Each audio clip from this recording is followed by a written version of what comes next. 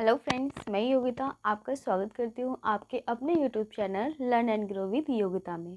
Friends, Indian geography की इस series में लास्ट लेक्चर में हम लोगों ने जो माउंटेन्स और उसके कौन कौन से टाइप्स होते हैं उनके बारे में पढ़ा था। तो एक बार हमने लास्ट लेक्चर को रिकॉल करते हैं कि जो हमारे पर्वत थे वो कितने प्रकार के थे। तो पर्वत को हमने उत्पत्ति के आधार पर 4 भागों में बांटा था। और पर्वत कहते किसे थे? तो जो हाई एलिवेशन एरिया था, जिसका जो अपर पार्ट था वो पॉइंटेड था, उसे हम पर्वत कहते थे। तो 4 प्रकार के जो पर्वत है, इसमें नंबर 1 हमारा बलित पर्वत, जिसे हम फोल्डिंग माउंटेन कहते थे। सेकंड है हमारा भ्रंश पर्वत, जिसे हम ब्लॉक माउंटेन कहते थे। थर्ड था हमारा जिसे हम ज्वालामुखी पर्वत यानी वॉल्केनिक माउंटेन कहते थे। और हमारा फोर्थ था अवशिष्ट पर्वत, जिसे हम रेजिडुअल माउंटेन कहते थे। तो फ्रेंड्स, हमने माउंटेन्स को, जो उनकी कौन कौन सी विशेषता है और इनकी उत्पत्ति कैसे हुई, लास्ट लेक्चर में हमने इसे बहुत अच्छे से कवर किया था। यदि आपने मेरा वो लेक्चर नहीं देखा है तो मैं उसका लिंक डिस्क्रिप्शन में दे दूँगी, आप उसको ज़रूर देखिएगा। तथा यदि फ्रेंड्स आप मेरे चैनल पर नए हैं तो चैनल को लाइक, सब्सक्राइब, शेयर ज़रूर कर दीजिए, जिससे आने वाली अपडेट्स आपको मिलती रहे। तो फ्रेंड्स, आज हम अपने सबसे इम्पॉर्टेंट पर्वत, जिसे हम हिमालय पर्वत कहते हैं, इसके बारे में पढ़ेंगे। तो आज का हमारा टॉपिक क्या है? हिमालय की उत्पत्ति और विशेषताएं, कि हिमालय की हमारी उत्पत्ति कैसे हुई और उसकी क्या क्या विशेषता है। तो सबसे पहले हम जानते हैं कि हमने लास्ट लेक्चर में पढ़ा था कि हिमालय जो है हमारा एक फोल्डिंग माउंटेन है, यानी बलित पर्वत है। तो सबसे पहले ये है कि कौन कौन से जो हमारे पुरातत्वविद थे, जो भूगोल वैज्ञानिक थे, उन्होंने हिमालय की उत्पत्ति के संबंध में अपने अलग अलग सिद्धांत दिए। तो क्या क्या सिद्धांत दिए? नंबर 1 है हमारा कोवर का भूसन्नति सिद्धांत। कोवर ने क्या सिद्धांत दिया था? तो कोवर का भूसन्नति सिद्धांत। और दूसरा है हैरी हेस का प्लेट टेक्टोनिक थ्योरी। ये दोनों क्वेश्चन में बहुत इंपॉर्टेंट है। सबसे पहले हम हिमालय की उत्पत्ति को समझते थे, हिमालय की उत्पत्ति कैसे हुई, फिर उसकी विशेषताओं के बारे में पढ़ेंगे। तो फ्रेंड्स, हम जानते हैं कि जो हमारा इंडिया है, सपोज ये क्या है, हमारा इंडिया का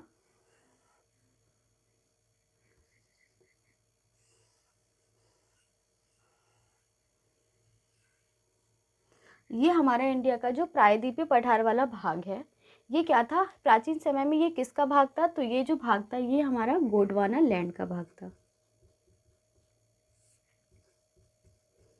गोंडवाना लैंड का भाग था। और ऊपर किसका था? तो ऊपर जो था हमारा, वो कौन सी प्लेट थी? हमारी यूरेशिया प्लेट थी। कौन सी प्लेट थी? यूरेशिया प्लेट थी। तो कोवर महोदय ने क्या बताया कि हमारा ये जो गोंडवाना लैंड का भाग था, ये किस प्लेट का भाग था? तो ये अफ्रीकन प्लेट का भाग था, जो उत्तर की दिशा में मूव कर रहा था। और जो यूरेशिया प्लेट थी वो हमारी किस दिशा में मूव कर रही थी? तो वो दक्षिण दिशा की ओर मूव कर रही थी। तो ये उत्तर दिशा की ओर बढ़ रहा था और दक्षिण दिशा की ओर बढ़ रहा था। और बीच में क्या था हमारा? बीच में हमें पता था कि ये बीच में हमारा टेथिस सागर था। लेकिन कोवर महोदय ने इस टेथिस सागर को सागर की संख्या ना देखे, इसे भूसन्नति की संज्ञा दी थी। भूसन्नति मतलब भू माने पृथ्वी, सन्नति माने नीचे दबा हुआ भाग। तो जी हमें पता है कि भारत के हमारे यहाँ पर कौन सा सागर है? तो यहाँ पे हमारा अरब सागर है। और यहाँ पर हमारी कौन सी खाड़ी है? तो यहाँ पर हमारी बंगाल की खाड़ी है।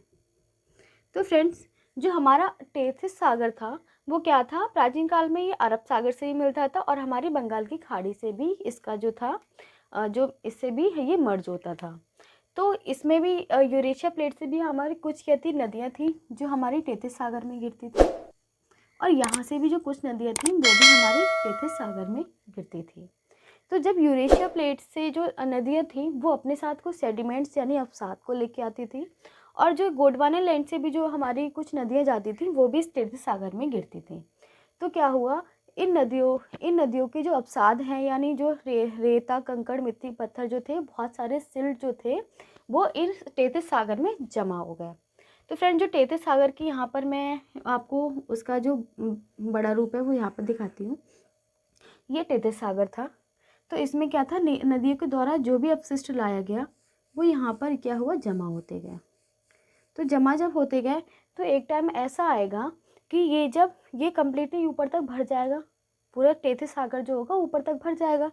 जब अवसाद यहाँ पर आएंगे तो ये इसका वजन ज़्यादा होगा, तो ये जो भूसन्नति है ये नीचे की साइड को क्या करेगा, नीचे की साइड ये मूव करेगा। तो ये किस तरह हो जाएगा?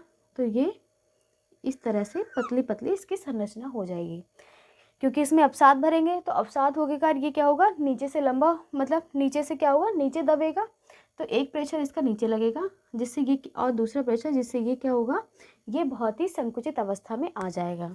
जब ये संकुचित अवस्था में आ जाएगा, इसमें क्या है, इसमें अवसाद भरे हुए हैं पूरा ये कम्प्लीटली, और एक फोर्स क्या हो, इसे नीचे से भी ऊपर साइड को बढ़ने के लिए इसे क्या कर रहा है, प्रेरित कर रहा है। तो क्या हुआ फ्रेंड्स, यूरेशिया प्लेट इधर साइड को दक्षिण की तरफ आ रही थी और गोंडवाना लैंड की प्लेट जो थी वो उत्तर की तरफ जा रही थी। तो क्या हुआ, इस भूसन्निधि से जब ये अवसाद थे, ये क्या हुए, ऊपर उठकर इसने हिमालय का निर्माण कर लिया। तो फ्रेंड्स, यही हमारे कोवर महोदय का भूसन्निधि सिद्धांत कि जो टेथिस सागर था उसमें नदियों के द्वारा लाए गए अवसादों के जमा होने से तथा प्लेटों के आपस में एक दूसरे के साइड बढ़ने से हमारे हिमालय की क्या हुई है, उत्पत्ति हुई है। नेक्स्ट है हमारा हैरी हेस का प्लेट टेक्टोनिक थ्योरी। तो हैरी हेस ने क्या बताया कि जब हमें पता है कि प्राचीन टाइम में जो हमारा पृथ्वी थी वो एक सघन पिंड थी, तो जो जिसे क्या कहते थे, हम उसे पेंजिया कहते थे। तो जब पेंजिया में विखंडन हुआ तो जो हमारी भूसन्निधि थी वो कितने पार्टों में डिवाइड हुई, तो वो 6 प्लेटों में डिवाइड हुई। कौन कौन सी प्लेट, एक हमारी यूरेशिया प्लेट थी जिसमें यूरोप और रसिया आता था। सेकेंड थी हमारी अफ्रीकन प्लेट। थर्ड थी हमारी उत्तरी अमेरिका प्लेट। नेक्स्ट थी हमारी दक्षिणी अमेरिका प्लेट। फिर थी हमारी इंडो ऑस्ट्रेलियन प्लेट और लास्ट थी हमारी प्रशांत महासागरीय प्लेट। तो इन 6 प्लेट जो थी, कुल 6 प्लेटों से हमारी जो पृथ्वी थी उसका निर्माण हुआ था। तो जो यूरेशिया प्लेट और जो जो क्या थी हमारी इंडो ऑस्ट्रेलियन प्लेट थी, इन दोनों के आपस में आने से हमारी क्या हुई थी, हिमालय की उत्पत्ति हुई थी। ये हमारी हैरी हेस की प्लेट टेक्टोनिक थ्योरी का है। तो फ्रेंड्स, हमने हिमालय की उत्पत्ति के बारे में पढ़ा कि हिमालय की उत्पत्ति के दो सिद्धांत थे। नंबर 1 कोवर महोदय का सिद्धांत यानी भूसन्निधि सिद्धांत, और हैरी हेस का प्लेट टेक्टोनिक थ्योरी। तो फ्रेंड्स, अब हम हिमालय के जो कौन कौन से पार्ट होते हैं, इसकी क्या क्या विशेषता हैं, तो हम उसके बारे में पढ़ेंगे। तो जो हिमालय है, हिमालय जो किस मतलब हिमालय का जो विस्तार है वो कहाँ से कहाँ तक है, तो जो हिमालय का विस्तार है वो हमारे पश्चिम से पूरब की तरफ है। हिमालय का विस्तार किधर है, तो पश्चिम से पूरब की तरफ है। हिमालय का निर्माण किस काल में हुआ था, तो हिमालय का जो निर्माण हुआ है था वो सीमोजोइक काल में, सीमोजोइक महाकल्प में हुआ था। और हिमालय एक कैसा माउंटेन है, तो हिमालय एक हमारा बलित पर्वत है। हिमालय कैसा पर्वत है, तो जो हिमालय है, मैं यहाँ पे लिख दे रही हूँ, हिमालय एक बलित पर्वत है। हिमालय एक बलित पर्वत है। हमें पता है कि जो हमारे हिमालय एकमात्र ऐसा बलित पर्वत है जो पूरब से पश्चिम की साइड है, क्योंकि हमें पता है बाकी हमारे जो अदर माउंटेन्स है जैसे रॉकी पर्वत है, तो वो भी उसका विस्तार कैसे है, तो उसका विस्तार जो है उत्तर से दक्षिण की तरफ है। एंडीज पर्वत है, उसका भी विस्तार हमारा किस तरह से है, उत्तर से दक्षिण की तरफ है। रॉकी माउंटेन्स है, उसका भी विस्तार हमारा किधर से है, तो उत्तर से दक्षिण की तरफ है। लेकिन हिमालय का विस्तार किधर से है, तो हिमालय का विस्तार जो है पूरब से पश्चिम या पश्चिम से पूरब की साइड है। इसका आकार कैसा है, जैसे इसमें हमें दिख रहा है इसके उसमें, तो इसका आकार जो है वो धनुषाकार आकार है।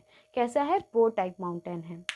तो हिमालय जो है, इसका जो सबसे पश्चिमी जो चोटी है उसे हम क्या कहते हैं, तो उसे हम नंगा पर्वत कहते हैं। और जो पूर्व में इसकी चोटी है उसको हम क्या नाम देते हैं, उसको हम नामचा वर्वा नाम देते हैं। तो नागा पर्वत के बाद जो हिमालय है वो हमारा अफ़गानिस्तान और पाकिस्तान में चला जाता है। अफ़गानिस्तान में इसकी चोटी को हम क्या कहते हैं, तो हिंदकुश पर्वत श्रेणी के नाम से इसे जानी जाती है। और पाकिस्तान में हिमालय की ये श्रेणी क्या कहती है, तो उसे हम सुलेमान पर्वत श्रेणी कहते हैं।